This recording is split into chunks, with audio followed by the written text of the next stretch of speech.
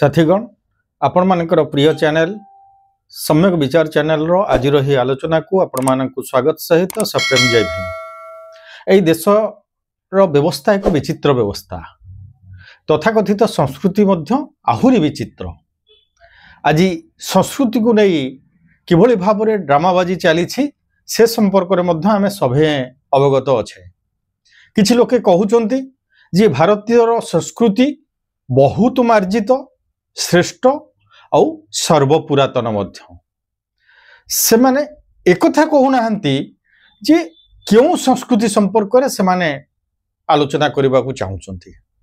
बुद्धंक संस्कृति, महावीर समय संस्कृति, ना अशोकों समय संस्कृति, ना राम कृष्ण शिव तथा 33 कोटी देवदेवता आधारित संस्कृति।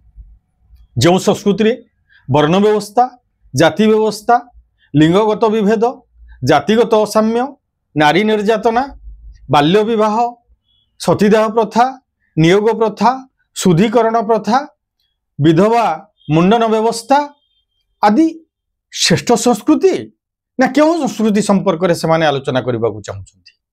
यही संस्कृति संपर्क में आमे अन्य एक अध्याय सविशेष आलोचना करवा। आज आम आलोचना करवा यही संस्कृतिर उद्गाता बा सृष्टिकर्ता संपर्क में। सेमानकर प्रथम ग्रंथ होउची वेद।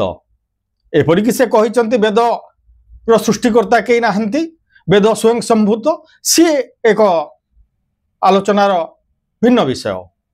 यही वेद मध्य ऋग्वेद होउची मध्य सर्वपुरातन बा सर्वप्राचीन बोली से कथा मध्य कहउचंती। से ऋग्वेदर 10म मंडल पुरुष सूक्तर 90तम सूक्तर 12तम मंत्र रे एक कथा कहा जाइछि जे ब्राह्मणस्य मुखमासीत् बाहुराजन्नकृतः उरु तदस्य जदवस्य पदाभ्यां शूद्र अजायत।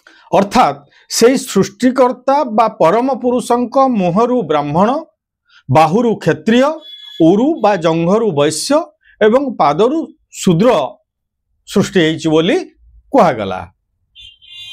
किंतु एठारे एक प्रश्न मन मध्य को आसुची जे ब्रह्मा केवल ब्राह्मण, क्षत्रिय, वैश्य और शूद्र को सृष्टि कले बोली उल्लेख अछि, मात्र कौनसी ठारे से ब्राह्मणी, क्षत्रियाणी, वैश्या बा शूद्र बा शूद्रणी सृष्टि करिथिबार से शास्त्र ग्रंथरे कहा जाय नाही।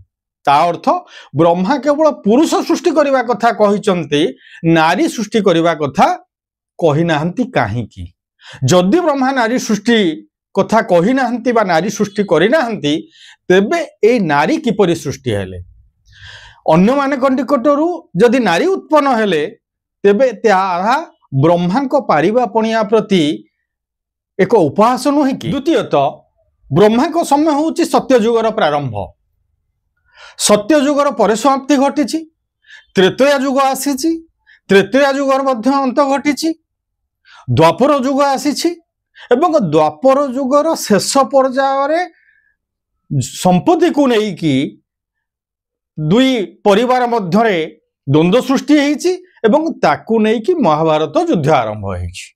एई महाभारत युद्ध रे अर्जुन जेतेबेले देखिचंती निजर आत्मीय स्वजन को, निजर परिवार को, निजर मामू भणजा, निजर बड़पा दादा समस्त को देखिचंती, तेणु से कहिचंती मोर युद्ध प्रयोजन नहीं, मोर कौनसी संपत्तिर मध्य मु चाहू नहीं, मु मोर आत्मीय स्वजन को मु हत्या करिवि नहीं, सेमान सहित युद्ध करिवि नहीं। तेणु श्रीकृष्ण अर्जुन को युद्ध करने को राजी करने जहा जहा सब कहिचंती ताहा होची भगवत गीता। से भगवत गीतार 4th अध्यायर 13 नंबर श्लोक रे श्रीकृष्ण कहउचंती चातुर्वर्ण्यं मया सृष्टं गुणकर्म विभागस तस्य कर्ता रमपि मां विद्य कर्ता रमव्ययम्। अर्थात मु गुण और कर्म आधार रे 4 वर्ण सृष्टि करिछि। तेणु प्रश्न एठी आसुची मन मध्य ए प्रकार द्वंद्व सृष्टि होउची कोन ना जदि सत्य युग रे ब्रह्मा 4 वर्ण सृष्टि कले, तेबे द्वापर युग रे श्रीकृष्ण काहेकि कहिले जे मु 4 वर्ण सृष्टि करिछि? ता अर्थ ब्रह्मा मिछ कहिचंती। जदि ब्रह्मा सत कहिचंती ताहले श्रीकृष्ण काहेकि मिछ कहिले जे मु ये 4 वर्ण सृष्टि करिछि? उभयଙ୍କ ମଧ୍ୟରୁ ये चारि वर्ण किए सृष्टि करिसंती ताहा वर्तमान बड़ प्रश्न।